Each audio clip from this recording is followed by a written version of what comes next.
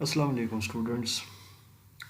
Drawing and designing course के हवाले से आज के लेक्चर में हम एमएस पेंट में स्पायरोग्राफ्स बनाना सीखेंगे। स्पायरोग्राफ क्या होता है, डिफरेंट स्पाइरल शेप्स जब हम बनाते हैं तो उनसे या सर्कल से हम डिफरेंट टाइप के जब पैटर्न्स क्रिएट करते हैं तो उसे हम कहते हैं स्पायरोग्राफ्स। इससे पिछले लेक्चर्स में मैंने आपको कुछ बेसिक्स बताई हैं जिसमें हम शेप्स को डिफरेंट तरीक़ों से हम रोटेट कर सकते हैं और उनको कट कर सकते हैं, उनको डिफरेंट तरह के पैटर्न्स दे सकते हैं, बना सकते हैं उनकी टू डायमेंशनल प्रेजेंटेशन। और टू डायमेंशनल प्रेजेंटेशन के ही हवाले से आज का लेक्चर है विच इज़ स्पायरोग्राफ, और स्पायरोग्राफ किस तरीके से काम करता है और उसके क्या मामलात होते हैं, तो ये हम डिस्कस करेंगे जी इस लेक्चर में। सबसे पहले आपने देखना है कि एक सिंपल, अगर आपने 4 पेटल आपने पैटर्न बनाना है, मैं लफ्ज़ पैटर्न यूज़ कर रहा हूँ, याद रखिएगा, लफ्ज़ फ्लावर यूज़ नहीं करूँगा या फूल का, क्योंकि हम बेसिकली कोई फ्लावर नहीं बना रहे, हम एक पैटर्न बना रहे हैं सर्कल से, जिसको हम मैंडेला या स्पायरोग्राफ भी कहते हैं। और डिज़ाइनिंग के अंदर ये बहुत ज़्यादा यूज़ होते हैं, और इंशाल्लाह जैसे जैसे हम एडवांस करेंगे और फिर हम फ़ोटोशॉप एंड कोरल ड्रा में, तो इसके हम बहुत एडवांस्ड जो है ना वो मामला देखेंगे किस तरीके से होता है। अभी हम सिंपली देखते हैं कि जी किस तरीके से हम एक 4 पेटल फिर उसके बाद 6 पेटल्स वाला कैसे बना सकते हैं। सबसे पहले आपने एक सर्कल ड्रॉ करना है, और आप ये देखते हैं कि जब आप सर्कल की शेप लेते हैं तो सर्कल किसी भी रेडियस के हिसाब से ये चलता है। अगर आपने सर्कल बनाना है, क्योंकि ये अभी ओवल है, तो इसके लिए आपने शिफ्ट को जो है ना, यानी शिफ्ट की आपने होल्ड रखनी है कीबोर्ड से, तो आप ये देख सकते हैं कि ये आपका एग्जैक्ट सर्कल बन जाएगा, जो कि मतलब चारों कॉर्नर्स पे अगर आप लेके चलें सेंटर से तो बराबर होगा, यानी कि इसका जो पूरा सरकमफ्रेंस है। अच्छा जी, अब ये मैंने एक सर्कल ड्रॉ कर लिया है। इसके बाद मैं लूँगा जी रेक्टेंगुलर सिलेक्शन और नीचे से ट्रांसपेरेंट सिलेक्शन।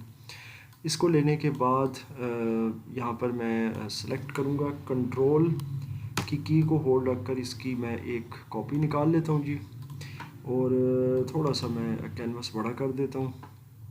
4 पेटल्स के लिए मैं इसको यहाँ पर रखता हूँ, और उसके बाद जो दूसरा मेरे पास सर्कल है वो मैं इसके साथ यहाँ जोड़ देता हूँ। और अगर मैंने लाइन का ख़्याल रखना हो, तो अगर आपको याद हो मैंने आपको बताया था कि इस हवाले से आप एक गाइडलाइन बना सकते हैं। गाइडलाइन के लिए आप सिंपली एक ये इस तरह का रेक्टेंगल बनाते हैं, और याद रखिएगा कि इसमें और इसमें फ़ासला रखें आप लाजमी इसके बॉर्डर्स में, क्योंकि अगर ये मिला देंगे तो फिर बाद में इसको अरेज़ करना थोड़ा सा मुश्किल हो जाएगा आपके लिए, और अभी अरेज़ करना बहुत आसान होगा। अभी मैं आपको इसका समझाता हूँ। सबसे पहले आपने ये एक सर्कल लिया है जनाब, और यहाँ पर आपने रख देना कहीं भी। अब चूँकि आप ये बना चुके हैं अपने लिए गाइड, सो अब आप एरो के ज़रिए यानी कीबोर्ड से एरो कीज़ के साथ आप आसानी अलाइन कर सकते हैं, और वो आप देख सकते हैं कि इनका जो बामी फासला और अलाइनमेंट वो दोनों बराबर है। अब आपने बकेट टूल लेना है, वाइट कलर लेना है, और इसमें सिंपली फिल कर देना है, तो ये आपका जो गाइड होगी, जो आपने रेक्टेंगल बनाया था वो गायब हो जाएगा। अच्छा जी, अब ये सर्कल आपने यहाँ रख दिए, और चूँकि हम ड्राइंग एंड डिज़ाइनिंग कोर्स के अंदर डिटेल टेक्निक सीख रहे हैं, इसलिए मेरी कोशिश होती है कि मैं आपको इन डिटेल बताऊँ और बहुत तेज़ी से कोई काम ना करूँ, ताकि आपको एक एक स्टेप समझ आए। अब आपने जनाब कंट्रोल की फिर होल्ड रखनी है कीबोर्ड से, और वंस अगेन इसकी एक कॉपी और निकाल लेनी है। अब इसको आपने रोटेट करना है जी। रोटेट के लिए आप करेंगे लेफ़्ट 90, तो आप ज़रा ये देखिएगा कि ये इस तरह हो जाएगा, ठीक है। तो ये इससे पहले भी मैं, अगर आपको याद हो तो मैं बता चुका हूँ कि सबसे पहले तो आप इसको एक साइड पर करें, यहाँ से इसको बाहर निकालें और छोड़ दें। आपने जब इसको रोटेट करना है ना, तो कम से कम इतना आपने इसकी सिलेक्शन को लेकर चलना है। देखें लेफ़्ट टू राइट यहाँ से हम मार्जिन दे रहे हैं, ताकि जब ये रोटेट होगा तो ये कटेगा नहीं। अब आप देख सकते हैं 90 डिग्री, अब ये नीचे की तरफ कट रहा है, ठीक है। तो इसका तरीकाकार ये है कि आप इसको नीचे से भी थोड़ा सा मार्जिन देंगे। तो अब आप इसको लेफ़्ट 90 करते हैं, तो ये देख सकते हैं। तो आई होप कि आपको समझ आ रही है कि किस तरीके से हम काम कर रहे हैं, कि रोटेशन के अंदर ये जो सर्कल्स होते हैं आपके, इनकी रोटेशन को मेक श्योर करना पड़ता है कि जब ये रोटेट होते हैं लेफ़्ट 90 पर या राइट 90 पर, तो इनको किसी किस्म का कोई इशू ना हो। जब ये देखें मार्जिन मिले तो फिर ये कट ना हो, ये याद रखिएगा। ये से पहले भी मैं बता चुका हूँ। अदरवाइज़ अगर आप इसकी सिलेक्शन को बहुत ज़्यादा कंजस्टेड रखते हैं तो फिर ये होता है कि ये कट जाते हैं। तो इसीलिए मैं कोशिश करता हूँ कि एक चीज़ ज़रा बार बार समझाऊँ। इसको साइड पर रख देते हैं, ये यहाँ ले आते हैं। अब इसके बाद ये याद रखिएगा कि ट्रांसपेरेंट सिलेक्शन आपका ऑन होना चाहिए। अब मैं यहाँ से ये उठाऊँगा और ये दोनों आपके जो सर्कल्स होंगे ये मैं जनाब यहाँ पर रख दूँगा, और इस तरीके से ये 4 आपका पेटल्स वाला एक डिज़ाइन बन जाएगा। बाकी आप इसके अंदर कोई भी कलर जो है वो कर सकते हैं इस तरीके से। इसके अलावा ये तो एक एक्यूरेटली हमने एक चीज़ बनाई है। आप अगर बहुत इंस्टेंटली भी बनाना चाहते हैं तो आप एक सर्कल ड्रॉ करते हैं शिफ्ट के साथ, और इसके बाद आपने इसका कंट्रोल के साथ एक कॉपी निकालनी है और आपने यहाँ लगा देनी है। फिर कंट्रोल के साथ कॉपी निकालनी है और यहाँ पर लगा देनी है, और फिर कंट्रोल के साथ एक कॉपी निकालनी है और यहाँ लगा देनी है। लेकिन इसके लिए आपको काफ़ी मैं समझता हूँ कि एक्सपर्ट होना बहुत ज़रूरी है। बन इस तरह भी सकता है, बहुत आसान है, लेकिन मैंने आपको थोड़ा सा टेक्निकली बताया ताकि उसके अंदर आप समझ लें कि बहुत ही मिन्यूट जो है ना भी आपका डिस्टेंस कोई मसला ना हो। इसके बाद इसको बिल्कुल इसके साथ हम आंग करने के लिए इसके बॉर्डर को वाइट कर दें तो आपका ये पैटर्न भी बन जाता है। सो ये है जी आपका 4 पेटल्स, कह सकते हैं कि ये एक पैटर्न है जी। इसको मैं सेव कर देता हूँ, सेव करता हूँ जी मैं डेस्कटॉप के अंदर, और डेस्कटॉप के ऊपर मैं इसको नाम दे देता हूँ 4 पेटल्स पैटर्न।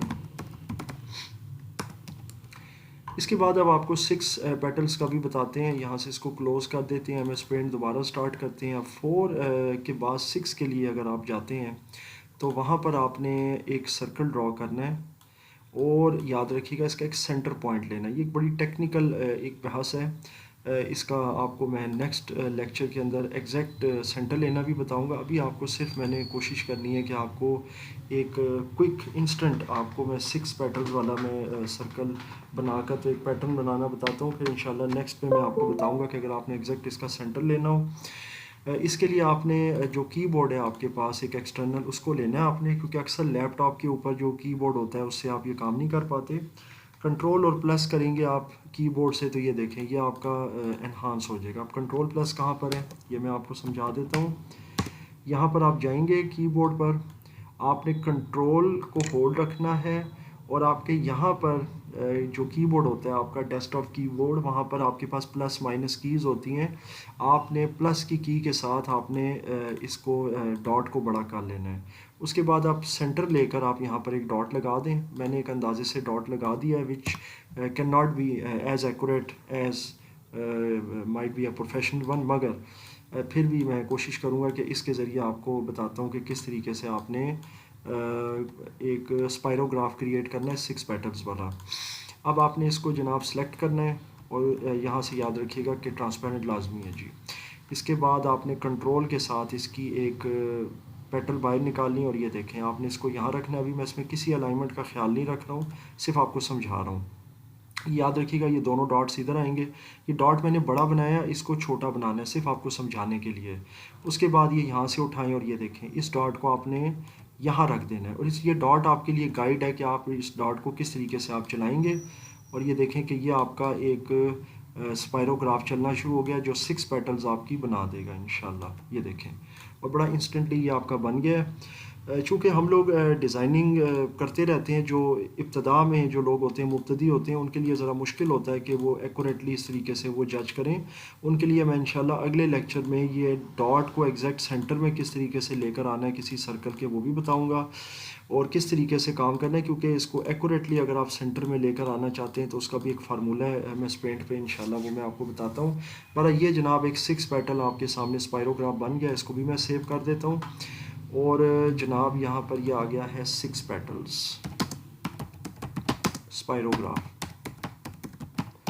याद रखिएगा ये 6 पेटल्स स्पायरोग्राफ है, 12 वाला भी होता है। तो अब इसमें किसी किस्म का कोई ओवरऑल क्वेश्चन हो, या अगर आपको कोई प्रॉब्लम आ रही हो किसी हवाले से, तो मुझसे ज़रूर डिस्कस कीजिएगा।